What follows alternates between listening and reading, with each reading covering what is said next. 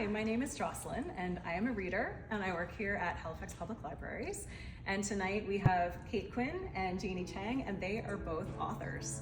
And this is Readers and Writers at the Library.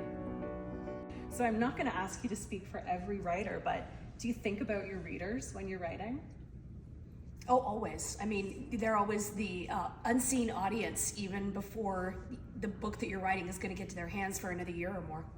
And especially since we're writing historical fiction, I'm always really aware that they might not be as history nerdy as we are, and we need to leave out a lot of the research that we do. Right.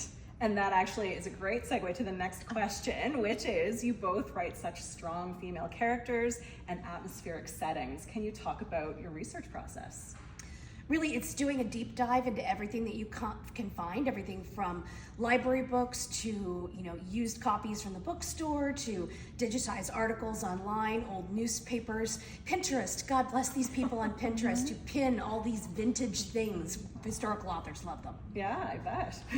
And we find memoirs and diaries that have been digitized to be really, really helpful too, because while you can find lots and lots of information, dates on battles and names of generals, it's the small details of everyday life that really help us to flesh out an environment for the book that makes it very immersive for the reader. You collaborated together on the Phoenix Crown. Was that process different from a typical solo endeavor? Oh yes, because we didn't live in the same city, and we just knew we had to be way, way more organized than if we were just writing on our own. But fortunately, technology came to our rescue. We worked with a shared Google Drive. We worked with shared files of vintage photographs, vintage maps. We're both total nerds for maps. And there was really one thing above all else that we saved our bacon over and over, and that was a spreadsheet. Interesting. Yeah, we're both very big believers that a well-organized spreadsheet will solve any problem out there. Well, you are speaking to my librarian heart. When I was a kid, had a teacher librarian who put a very impactful book into my hand at one point. And I wonder if either or both of you had a teacher or a librarian who did the same.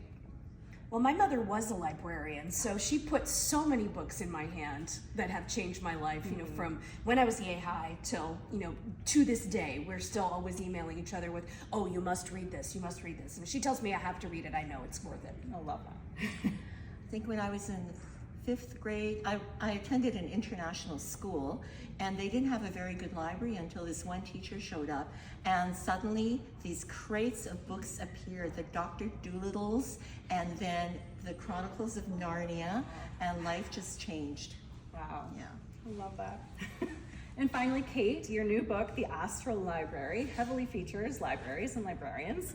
So I wonder, obviously you've just said your mom was a librarian. Do you have other connections to libraries that you wanted to write about? Well, I really grew up running around library stacks where my mom worked, and I grew up running through the kids section. I had a library card, as soon as I could scrawl my name with a crayon on the application.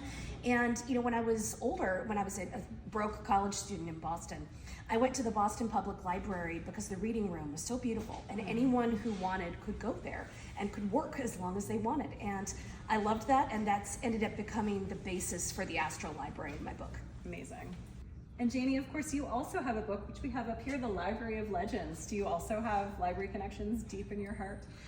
Well, for that specific book, what happened was I was researching the migration of Chinese universities during the Japanese invasion of China, and came across totally by chance the story of a university campus of students who were entrusted with the care of a very rare set of encyclopedias, 250 years old. And even though they were in danger for their lives, they still carried volumes of these books on their backs to safety, and it just made the hair on your arms stand up to think that books meant so much to them. Yeah. Oh, it's gonna make me cry. Thank you both so much. For readers and writers in our community, thank you to you both. And of course, all of your books are available on our website in all formats. Thank you. Thanks for inviting us. Thank you so much.